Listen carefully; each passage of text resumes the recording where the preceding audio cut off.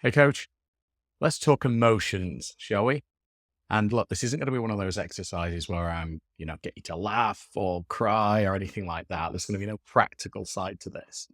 Point of this training is to really help you understand, first of all, the part that emotions play inside us as humans, and to recognize the fact that emotions quite often create us to feel a certain way. And based on that feeling, we'll take a certain action. Now, as a coach on a journey of trying to build a business, it's really important that you don't try to suppress these emotions, but you do recognize the fact that making decisions and taking actions based purely on that emotion at that particular time can either serve you well, it can work for you, or it can actually work against you. So lots and lots of emotions around. You can be sad, you can be happy, you can be frustrated, you can be angry. I mean, one of the most commonly known emotions, I guess, is fear, right? So fear in itself of something can trigger two reactions in people. You've probably heard of fight or flight. Some people it will make them aggressive, or it will make them eager to then fight this thing that they're scared of. And some people will want to sort of run and hide. So you've got the fight or flight actions that come on the back of reacting to a particular emotion, which is fear. And there's many, many, many emotions, as I'm sure you're all aware. But again, the key point really is understanding that quite often an emotion can make us react. We stop being proactive and we react on the spot to how we feel at that particular time. And we're made to feel a certain way by that emotion. Now, it's really important that we recognize this. And I'm not going to try and suggest that you suppress emotions. It's part of the human nature to have emotions. But we have to understand the difference between emotions that are going to be serving us well when we're trying to grow a business and emotions that are not going to serve us very well when we're trying to grow a business. So I want to take you through something called the emotional journey. I want you to be aware of the emotions that you're probably going to feel when you're growing your coaching business, when you're trying new things out, when you're pushing the boundaries to do things that feel uncomfortable. I want to take you through all of the different steps just so that you're aware of them, so you recognize them, and give you some ideas on how you can deal with those emotions and what you should be doing when you hit those emotions. So here's the emotional journey that you guys are probably going to be going on. Okay, so it all starts off fantastic and great, and we're really eager up on the top here. We're excited. All of this new found energy of being in control of your own destiny, being a coach, helping so many different people. And then very, very quickly, we start to realize just how much we don't know. Okay, so we realize all of a sudden, right, well, I've got to be a marketer. I've got to be able to sell. I've probably got to do finance. I've got to do all these things as a coach business owner that maybe not all of it feels 100% comfortable. Maybe I'm a little bit scared of it. Maybe I'm a bit reluctant to do some of these things. Maybe I've got it with some, but there's certainly a big tidal wave of information that you realize then that you perhaps don't know enough about to make it a massive success. And if you're not careful with that emotion, you can then start to get overwhelmed. You can start to think, there's all of this stuff I need to know. And I don't know what I'm doing. I don't want to be a salesperson. I can't sell. I don't know what it's like to do social media marketing. How do I place ads? I don't know all of this stuff. And if we're not careful, that can really start then to slip us down and eat away at that excitement that we originally started off with. So the next emotion, then we start to feel like an imposter. Imposter syndrome kicks in. So we realize how much we don't know. We start to become overwhelmed. We let it eat away at us and we think, oh, I'm not good enough. There's all this stuff I don't know. Am I really good enough to do this? Have I got this? Where do I turn? And then you start to sort of spiral into a bit of negativity. And all the time you're having these negative thoughts, these negative emotions. You've got to be really, really careful that the actions that you take don't reflect the emotion that you feel at that time.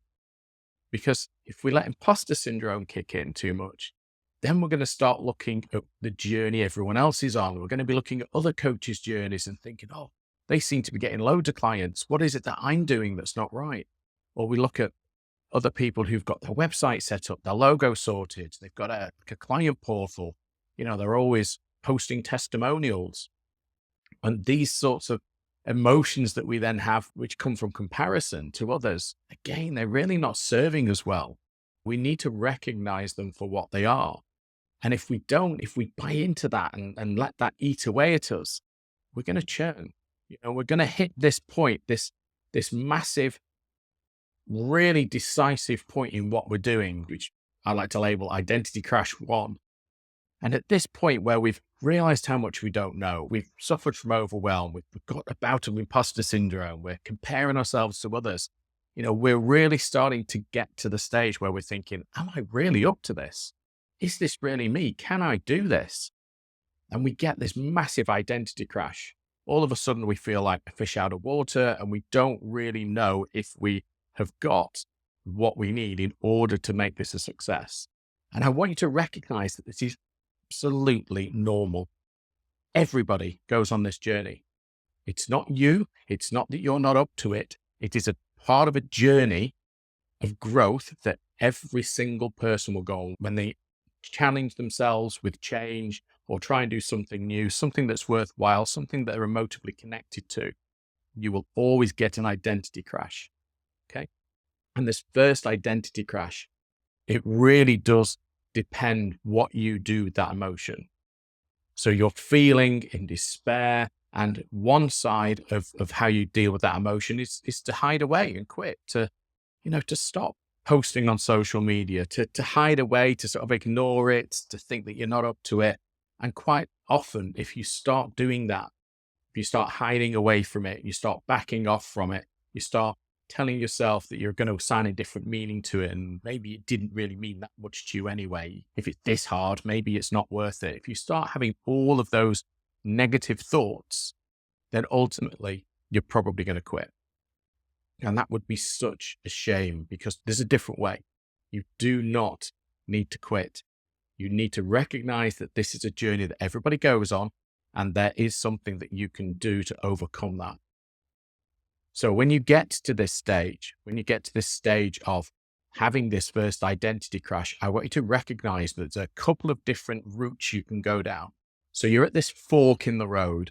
And I like to talk about decisions in forks in the road as being green line decisions or red line decisions. A red line decision is going to take you away from where ultimately you want to be. And the green line decision is going to take you towards where you want to be. So when you have this identity crash 1, you can continue to compare, buy into the story that you're not good enough, but ultimately that's not going to end well. It's going to end with you probably quitting.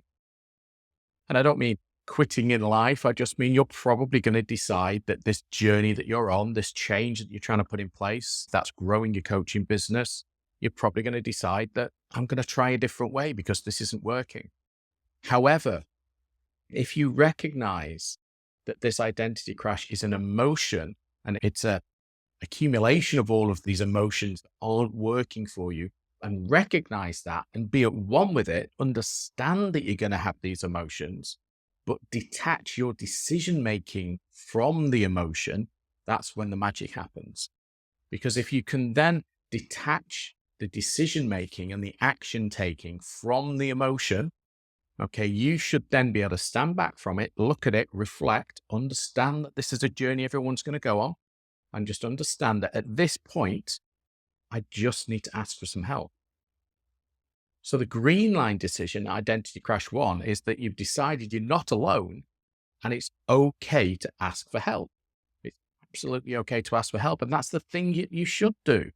Because ultimately, if you think what started you going downhill with your emotions, it's the fact that you realize just how much you don't know. So if you're supported by a community or another coach or people who can tell you and help you with some of these things that you don't know, then the overwhelm's not going to kick in and you're not going to spiral out of control. So decide that you're not alone, and it's okay to ask for help when you hit this identity crash 1, and you will hit this identity crash 1. Nobody avoids it. It doesn't make you unusual. It doesn't make you any less than anybody else. It's going to happen. recognize it, be aware of it, but recognize that you can control the actions you take when you get there. So let's assume we ask for help. You focus on the right things because, again, with overwhelm, there's going to be so many things that you're thinking, oh God, I need to do this. I need to do that. I need to put this in place. And a lot of it is going to be unhelpful because it's not coming from an informed place, right? But when you ask for help and you're helped with some focus, okay, when you're helped with the focus on doing the right things to get you to the next stage, then you're really going to see some massive results. You're going to see a massive shift in your emotion because you're going to see some fantastic results. But it doesn't stop there. You start to see some great results. And at times, that can build some false expectations. So we're starting to go up. We're now starting to see some traction. Whether that's you're starting to get now interest in your posts, maybe you're starting to get a few more strategy sessions, discovery calls, clarity calls, whatever you want to call them, sales calls. Maybe you're getting a few of those. Maybe you're converting a few clients, which is great. Maybe you've gone from just converting 5 clients and now you're converting 10 clients a month. Whatever that is for you on that journey, you are going to significantly see an increase if you can get past this identity crash one. But you have to be very, very careful as well, because everything changes in the world. Nothing's linear, right? So you might be getting great results now based on what you're doing. And that can very often make us have some false expectations. We can think, well, that's fine. I've got it all.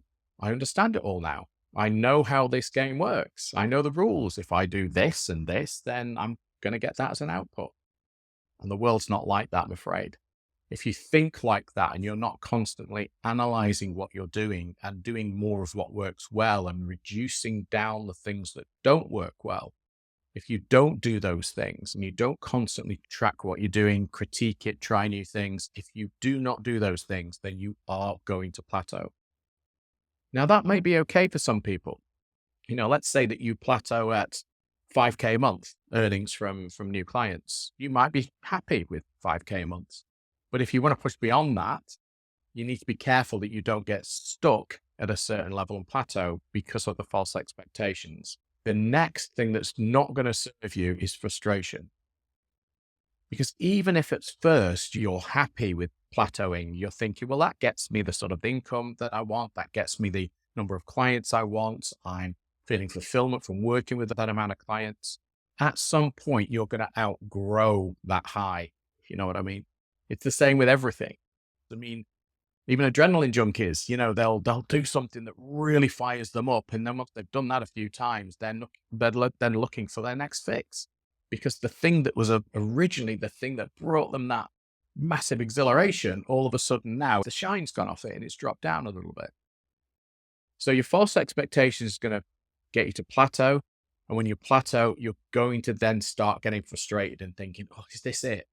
Where do I get that high from again? Where do I get that fix from again? How do I feel that excitement again of achieving more?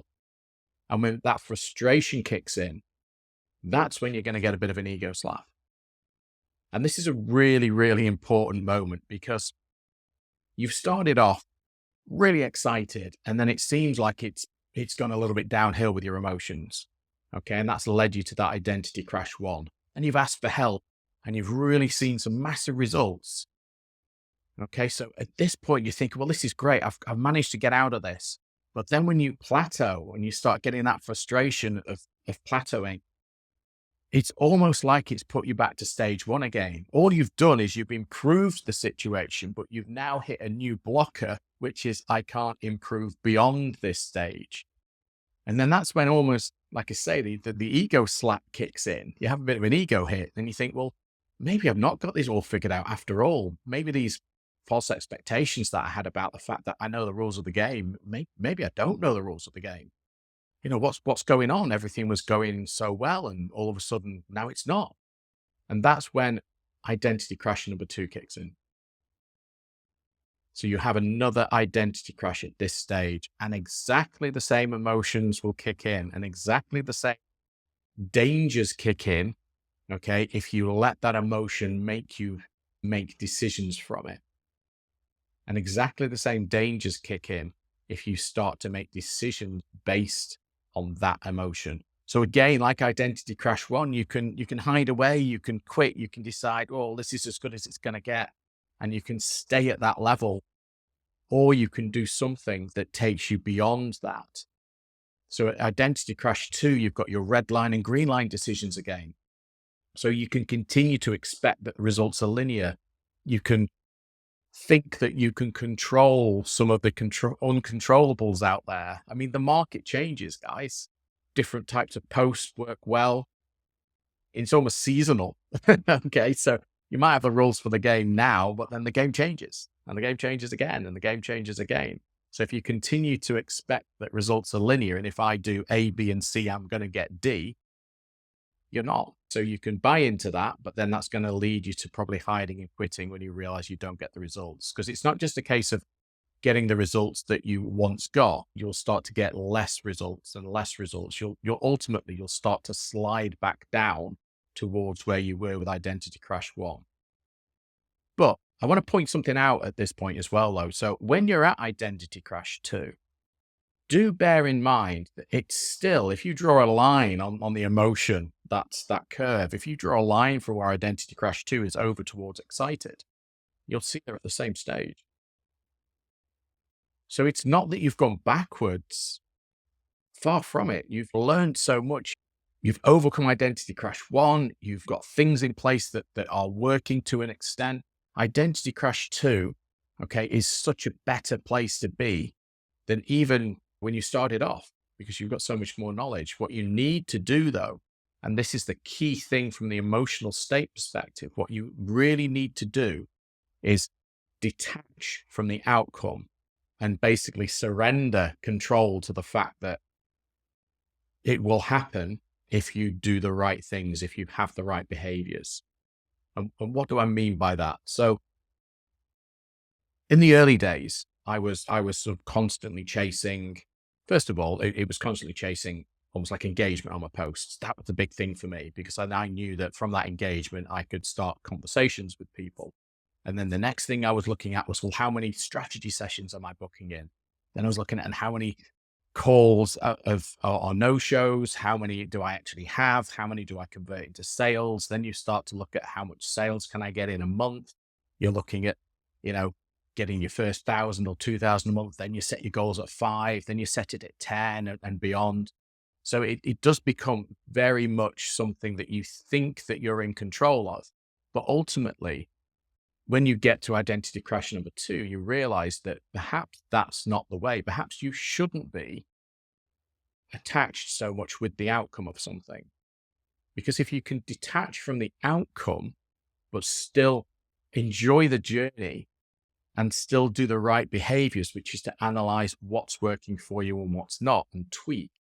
If you can do that, then you're going to have a much better outcome, because then that leads to self-leadership and self-acceptance, that you're on a journey where you're not in control really of the outcomes. You can influence some of the outcomes by some of the actions that you take, but you're never fully in control. And when you get to that stage, your mentality is so much different. So, for example, you may be going on a strategy session with somebody, and one frame of mind is to probably be going on to that strategy session and thinking, oh shit, I need some money. I really need to close this sale. And what do you think that that's going to come across like? All of a sudden, you're not thinking about the client now. You're thinking about, how do I get them in a position to be able to buy so that they'll buy from me so I get some revenue? Whereas when you detach from the outcome, they'll either buy or they won't. I mean, ultimately, there's so many things there that you can influence, don't get me wrong. But equally, you might have somebody who just literally cannot afford it. But why are you a coach? Why are you a coach? We're a coach to try and take people on a journey and serve them, right?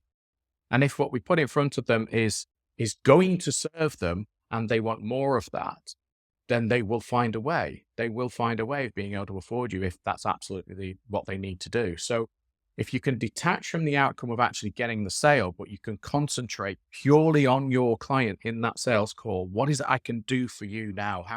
Let me understand where you are. Let me understand where you want to go and how I can potentially help you with that. If you can really look at trying to serve somebody rather than sell to somebody, is going to have a dramatic outcome. Now, that's just an example with a sales call, a strategy session, discovery call, whatever you want to call it. Okay. But it's the same with everything you do. You know, when you're creating posts, if you want to be in a creative mindset where you're constantly worried about money and thinking about what people are going to say about it and who's going to judge me, what's that emotion going to work like for you? Well, it's not going to work well. It's going to affect what you write, how you write, and how you feel about it, right? You might not even post it then. So again, you know, when you get to this identity crash too, that's really the stage that you need to step it up. You need to detach from the outcome, surrender to the fact that you're not in control of everything, and you need to be your own best leader. The self-acceptance that you aren't fully in control, you can merely influence. The key thing you can do is take your emotions that you're feeling, detach your actions from the emotion, analyze the emotion, sit there with it. If you're scared of posting a video, fine, sit there with it, recognize it, and then analyze, is it working for you? Is it working against you? What can you do just to move that needle forward a little bit? They're the sorts of things, that self-regulation of your emotions, that self-leadership, that's what's going to make a huge difference at Identity Crash 2. So there's the emotional journey, guys. It's not all sweetness and light. You know, building a business, building a coaching business can be difficult. And as you can see there, you're probably going to feel more emotions that I wouldn't say negative. There's no such thing really as a negative emotion. There's just emotions that work well for you, serve you, and there's ones that don't serve you. Now you're aware of this emotional journey. You know what's coming. So there's no surprises. It's not the fear of the unknown anymore. I've put in front of you there exactly the journey that you're going to go on with your emotions. So recognize the emotions. Know when you're having that emotion, and know that you've always got a red line and a green line decision that you can make at that stage. Don't just make decisions based on the emotion. Sit back from the emotion, recognize it, process it, feel it, don't suppress it, but think through and then think strategically, what is the best thing I can now do from this point?